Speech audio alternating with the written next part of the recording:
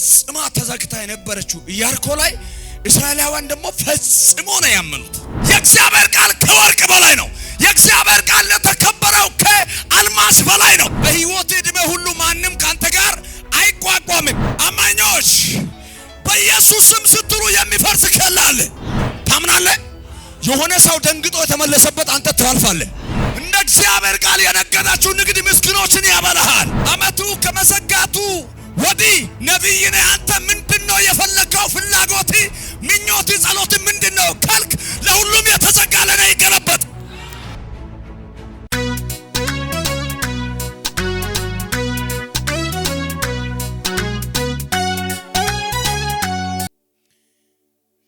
መጽሐፍ ኢያሱ ምዕራፍ 6 ከቁጥር 1 ላለው ቃል ክፍሉ ለጌታ ክብር አነባለሁ።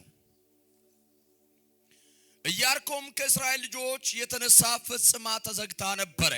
ወደ እርሷን የሚገባም ከእርሷን የሚወጣ ማንም አልነበረም። ቁጥር 2 እግዚአብሔርን ኢያሱን አለው፣ ተመልከት ኢያሪኮና ንጉሷንም ጽኑን ኃያሏን በእጅ ሰጥቻለሁ። የመልእክቴ ዋና ሐሳብ እንደ እግዚአብሔር ቃል ሂድ ኢያሪኮ ተገልብጦ ያሳልፋል ይላል። እንደ እግዚአብሔር ቃል ሂድ ኢያሪኮ ተገልብጦ ያሳልፋል። ቀኝ እጆቻችሁ ከፍ አድርጉና እንደ እግዚአብሔር ቃል እወጣለሁ በሉት። እንደ እግዚአብሔር ቃል እሄዳለሁ በሉት። በፊቴ ላይ በሉት እንደ ኢያሪኮ ያለ ነገር በሉት ተገልብጦ ያሳልፈኛል። ለማን እንደሆነ አላውቅም። እግዚአብሔር ይሄ ዓመት ሳይዘጋ በገልብጦ የሚያሳልፍ ነገር አለ አለ። ከአይምሮ በላይ የሆነ ነገር ተገልብጦ ያሳልፋል። ረፈሉት ሺባሃዳ ካባሶባ ያነበብኩት ኢያሱ ምዕራፍ 6 ከቁጥር 1 ላለው ቃል ነው ያነበብኩት። በዚህ ክፍል ከእስራኤላውያን ፊት ፈጽማ ተዘግታ የነበረችው ኢያሪኮ ምትባል አጠራለች። ከተማው ኢያሪኮ ሰፊ ከተማ ነው። ብዙ ሰዎች የሚኖርበት ከተማ ነው። ብዙ ቅዱሳን ያለበት ከተማ ነው። ከእስራኤል ልጆች የተነሳ ፈጽማ ተዘግታ የነበረች የሚለው ቃል በደንብ ስናውቅና ስንረዳ ዘጸአት ምዕራፍ 13 እና 14 15 ስትመለከቱ ከዚህ ቃል ጋር የተያዘ ነገር አለ።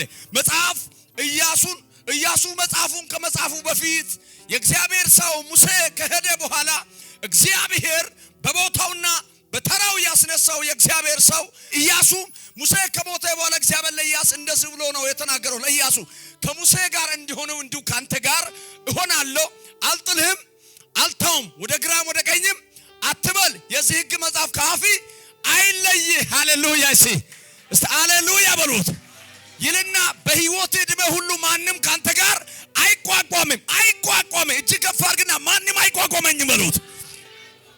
ይህ ቃል አሜን ብሎ ጨብጦ ወስዶ እስራኤላውያን ለማስከተልና ለማስወረስ ከሙሴ በኋላ ይዞ ለመሄድ የተታጠቀ የእግዚአብሔር ነቢይ ኢያሱ ሕዝቡ ይዞ በተነሳበት ሰዓት ፈጽሞ ከእስራኤል ልጆች የተነሳ ይላል መጽሐፍ። ከእግዚአብሔር የተነሳ አይልም፣ ከእስራኤል ልጆች የተነሳ ፈጽሞ ተዘግቶ ነበረ። ኢያሪኮ ፈጽሞ ተዘግቶ ነበረ። ለምን ከምን አንፃር ነው ይሄ የተዘጋው? በደንብ ካመናችሁና በደንብ ይሄን ቃል ከተከታተላችሁ የሆነ ነገር ዛሬ ተፈርሶ ያሳልፋል። አንደኛ ዘጸአት ምዕራፍ 14 እና 15 13 ላይ ያለው ቃል ምን ይላል ካላችሁ በደንብ ስሙ። ቀይ ባህር የሚባለው አደገኛ ይሄ ኤርትራ ባህር እስራኤላውያን የእግዚአብሔር ቃል ይዞ በእግዚአብሔር ቃል ውስጥ በእግዚአብሔር ኃይል ውስጥ በእግዚአብሔር ሞገስ በእግዚአብሔር ክብር ሲንቀሳቀሱና በሙሴ አማካኝነት እግዚአብሔር ውጡ ሂዱ የተባለው ሕዝብ መቋቋም ስላልቻለ ይሄ ቀይ ባህር ኤርትራ የሚባለው ባህር ለሁለት ተቋረጠ፣ ተቆለለ፣ ይለፉ አላቸው። ልተንብህ እጅን ከፍ አድርገው። ማጣት ነው ይገለብጣል፣ ሐዘን ነው ይገለብጣል፣ ችግር ነው ይገለብጣል፣ አለመማር ነው ይገለብጣል፣ አለመቻል ነው ይገለብጣል። ለአንድ ሰው አንዳንድ ቦታ ላይ ምልክት ሲሆን ያለው አላሳልፍ ያለው ነገር ተገልብጦ ያሳልፋል። አጠሎስ ነው ካርግና ሰይጣን ተገዶም ያሳልፈው ስፍራ አለ በሉት። አሜን ነው ወይ? ሳይወድ በግድ ጥርሱን ያንገጫገጨ ወይኔ ያለ እየተናደደ ግራ የተጋባ ተስፋ የቆረጠ ሊያስቆም ነበርኮ፣ እንዳይሆንላት አድርጌ ነበርኮ፣ እንዳይቀጥል አድርጌ ነበር፣ እንዴት ያለ እየተበሳጨ ያሳልፋል። ወባሃዛ ካባዶማ በደንብ በጥሮስ ነካርግና እግዚአብሔር ካለ በሉት እንደ እግዚአብሔር ቃል በሉት የተኛው ስፍራ ይገባሉ በሉት። አማኞች በኢየሱስ ስም ስትሉ የሚፈርስ ከላል። አማኞች በኢየሱስ ስም ስትል ፍርክስክስ የሚል ነገር አለ። አማኞች በኢየሱስ ስም ስትል ትጥቅ የሚፈታ ነገሥታት አለ። ዛሬ በእናንተ ላይ የነገሰባቸው ነገር ሁሉ ክብር ያጣል። በደንብ አጥሎስ ነካርግና በኔ ላይ የነገሰ መከራ በሉት፣ ሐዘን በሉት፣ ጭንገፋ በሉት፣ ግራ መጋባት በሉት፣ ተስፋ መቁረጥ በሉት ዛሬ ተፈርክሶ ያሳልፈኛል። ታምናለህ? ኢያሪኮ የሆነባቸው ጉዳይ ዛሬ ተገለበጠ። በእስራኤላውያን ፊት ለረጅም ዘመን ፈጽሞ አንድም ሰው እንዳይገባና እንዳይወጣ ተብሎ የተዘጋው አጥር ላይ እግዚአብሔር ሰው ኢያሱ አንድ ቃል ከእግዚአብሔር ሰማ። የሰማው ቃል የእስራኤል ካህናትና የእስራኤልን ሽማግሌዎችን ጥሩምባ የነፉ ቀጥሎ ቀንድ ምልክቱም ይዞ ካህናትም ወደ ኢያሪኮ መስመር ከመግባታቸው በፊት እኔ እንዳዘዘውና ከእግዚአብሔር እየተቀበልኩ እንደምርት እንደ እግዚአብሔር ቃል ተንቀሳቀሱ።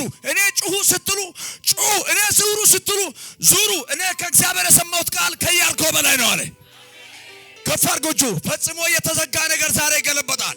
አመቱ ከመዘጋቱ ወዲህ ነቢይ ነህ አንተ ምንድነው የፈለከው? ፍላጎት፣ ምኞት፣ ጸሎት ምንድነው ካልክ ለሁሉም የተዘጋ ለኔ ይገለበጥ። ለሁሉም የተዘጋ ለኔ ተገልብጦ እንዲያሳልፍ ፈልጋለሁ። እጆቻችሁ ከፍ አድርጉና እንደ እግዚአብሔር ቃል ሄዳለሁ በሉት። ሲሄድ በሉት በፊት የነበረው ማጣት ነው ይገለብጣል። መርገም ነው ይገለብጣል። ችግር ነው ይገለብጣል። ሐዘን ነው ይገለብጣል። ይሄ ቃል በራስ ላይ አሜን ብያለሁ። ለሚያምን ሰው ጨምረ አሜን ይበል ብያለሁ። ታምናለህ? የሆነ ሰው ደንግጦ የተመለሰበት አንተ ታልፋለህ። የሆነ ሰው ፈርቶ ወደ ኋላ የመጣበት አንተ ታልፋለህ። አያለው በዚህ ጉባኤ መካከል ደካማ ይመስላሉ፣ ግን እግዚአብሔር አብሯቸው አለ። ኃይል የላቸው ግን እግዚአብሔር አብሯቸው አለ። የሆነ ነገር መላማ ይፈጥሩ ይመስላሉ፣ ግን እግዚአብሔር አብሯቸው አለ። እግዚአብሔር ያለው ሰው ተራራ ያስፈራል። እግዚአብሔር ያለው ሰው ጠላትን ያስፈራል።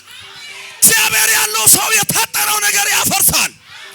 እግዚአብሔር ያላችሁ በእግዚአብሔር የምታመኑ በእግዚአብሔር ተስፋ የምታደርጉ ሰዎች ሌላ አጋዥ አትፈልጉ። ያለ እግዚአብሔር ይበቃል። በደንብ አጥሎስ ነካርግና እግዚአብሔር ይበቃል በሉት። ሌላ አትፈልግ በለው። ማን ይበቃል? ፈጽማ ተዘግታ የነበረችው ኢያሪኮ ላይ እስራኤላውያን ደግሞ ፈጽሞ ነው ያመኑት። እምነታቸው ወርቆ ያሳልፋል ነው። ኢያሪኮና አካባቢው የሚኖሩ ነዋሪዎች በሙሉ ደግሞ ኢያሪኮ ፈጽሞ ሰው አያሳልፍም የሚል እምነት አላቸው። በእነዚህ በሁለቱ እምነት መካከል እግዚአብሔር ጣልቃ ገባ። የገባው ጣልቃ የገባበት አንደኛው ምክንያት ምንድነው ካላችሁ ከኢያሪኮ አልፎ 8 ነገሥታት ሊወርሱ ያለው ወደ ማርና ወተት ወደሚታፈሰው ከነዓን ተብላ የምትጠራው አገር የተጠራ ሕዝብ በመሃል ያለው ከላ እንደማያስቆም እግዚአብሔር ክዳን ገባ። እጅን ከፍ አድርግና ለኔ ክዳን አለ በሉት። ይሄ ቃል ወደ አካውንት ትራንስፈር አድርጋለሁ። ይሄ ቃል ወደ ዘመዴ፣ ወደ አካባቢ፣ ወደ ቤቴ፣ ወደ መሄጃይ፣ ወደ ነገ ተስፋችን ላይ ይሄ ቃል ትራንስፈር ማድረግ የሚፈልግ ሰው ካለ፣ መውሰድ የሚፈልግ ሰው ካለ የእግዚአብሔር ቃል ከወርቅ በላይ ነው። የእግዚአብሔር ቃል ለተከበረው ከአልማስ በላይ ነው። የእግዚአብሔር ቃል ተራራው ያን ለማነቃነቅ ኃይል አለው። አንድ ሰው ዛሬ በኃይል ሲያልፋ ያለው እንደ እግዚአብሔር ቃል የጀመራችሁ ነገር ሰዎችን ያሳርፋል። እንደ እግዚአብሔር ቃል የነገዳችሁ ንግድ ምስኪኖችን ያበላሃል። እንደ እግዚአብሔር ቃል የጀመራችሁ ትምህርት ማህበረሰቡን ይጠቅማል። እጆቻችሁ ከፍ አድርጉና ቃል ስላለ ነው የጀመርኩ በሉት። በሰባተኛው ቀንም በነጋው ጊዜ ማለዳም ተነሱ። እነዚህም ስርዓትን ከተማይቱን 7 ጊዜ ዞሩ። በዚያን ቀን ብቻ ከተማይቱ 7 ጊዜ ዞሩ። በሰባተኛው ጊዜ ካህናትም ቀንድ ምልክቱን ሲነፉ ኢያሱን ሕዝቡን አለ እግዚአብሔር ከተማይቱ ሰጥቷቸዋልና አይዞህ አለ። እግዚአብሔር ከተማይቱ ሰጥቷቸዋልና ጩሁት አለ። ሳን ጊዜ ወይ በሉት። በጩኸት የሚከፈት በር አለ። በጩኸት የሚሰጥ በረከት አለ። አንዳራ ባሸከ ባህቲያና ያሰውና በጩኸት ይለቀቃል በሉት። እስቲ ከጮክ በሉት ሳንዜ ከተቀበልክ በሉት እስቲ በኃይል ይለቀቃል። አንደኛ እስከ ዛሬ ያልተገለበጠ ነገር እሺ ብሎ ይዞራል። ሁለተኛ እስካሁን በሰው ፊት ያጣው ግርማ ሞገስ አሁን ይለቀቃል። ሶስተኛ በማንም ፊት እንደ እግዚአብሔር ቃል ጥሰት አልፋለህ። በእግዚአብሔር ፍቃድ የወጣችሁ ሰዎች መጣስ ይቻላል። በእግዚአብሔር ትእዛዝ የወጣችሁ ሰዎች በሕጉን አልፋችሁ መሄድ ትችላላችሁ። በእግዚአብሔር ትእዛዝ የምታገለግሉ ሰዎች ወደ ከፍታ መውጣት ትችላላችሁ። ቀኝ እጅን ከፍ አድርግና ልወጣ ነው በሉት። ድገመው። የሁሉም መመኪያ ይሰበራል። በሰው የተመካችሁ ሰዎች ሰው ጥሎ ይሄዳል። በገንዘብ የተመካችሁ ሰዎች የሆነ ጊዜ ገንዘብ ጥሎ ክሬሽ ያናል። በቤተሰብ የተመካችሁ ሰዎች በየትኛው ሰዓት በሐሳብ በሁኔታ አንተም በዞትር ሊረዳ አይችልም። ካንተ ሊገለበጥ ይችላል። እግዚአብሔር ጋር የጀመራችሁ ሰዎች፣ እግዚአብሔር ተስፋ ያደረጋችሁ ሰዎች፣ በእግዚአብሔር የሚታመናችሁ ሰዎች ቀን ማታ ቢሆን ማታ ቀን ቢሆን 24 ሰዓት ትጓዛላችሁ። በእናንተ ጉዳይ ላይ ከእግዚአብሔር ውጪ የተኛው እጅ ጣልቃ አይገባም። ይሄ በቤቴ ላይ አሜን ብያለሁ። ይሄ በትዳር ላይ አሜን ብያለሁ። ይሄም በልጆች ላይ አሜን ብያለሁ። ይሄም በዚህ ወር አሜን ብያለሁ። አጥሎሱን ካርግና ስትቀጥል ይታኛል በለው። ድገመው። ስትቀጥል ይታኛል። አንተ ስትሄድ ይታኛል በለው። አሜን ነው። ሁሉ ጊዜ በእናንተ መንደር ሟርት ይዞ የሚዞር መንፈስ ዛሬ ይቀጨፋል። ዛሬ ይመታል። በተመጣው ሰነ ካርግና እኔ ጉባኤ ላይ በሉት እግዚአብሔር አለ እንጂ ሌላ ጉባኤ አይሰራም በሉት። እስራኤላውያን በክዳን በወጡበት በእስራኤል ጉባኤ መካከል አንድ አካን የሚባል ህርም የበላ ሰው ተገኘ። ከዛ የተነሳ ለረጅም ጊዜ ነው ዋጋ የከፈሉት። ግን አካንን ካስወገዱ በኋላ እስራኤላውያን በኃይል መጓዝ ጀመሩ። በእናንተና በነገራቸው ላይ ጣልቃ የሚገባ አካኖች ዛሬ ይረገማል።